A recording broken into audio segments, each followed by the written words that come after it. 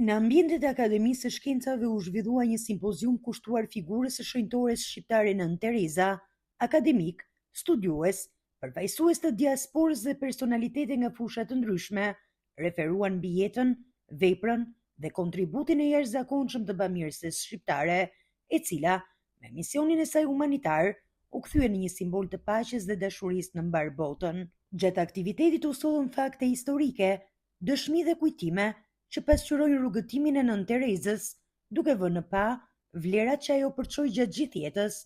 Referuesit theksuan se emri i saj mbetet një nga pasuritë më të mëdha shpirtërore të kombit shqiptar dhe një figurë që te kalon kufit kombëtar. Nën Tereza u nderua me çmimin Nobel për paqe në vitin 1979, ndërsa në vitin 1989 u pajis me pasaportë diplomatike, çka i mundësoi të vijonte misionin e saj në shumë vende të botës.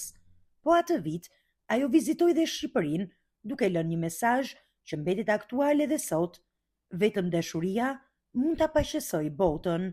Pjesëmarrësit në simpozium vlerësuan se Nën Tereza u bë një urlidhse për njohjen e shqiptarëve në arenën ndërkombëtare, edhe pse me origjinë shqiptare, figura e saj i përket mbar njerëzimit dhe konsiderohet si një nga personalitetet më të rëndësishme të shekullit e 20.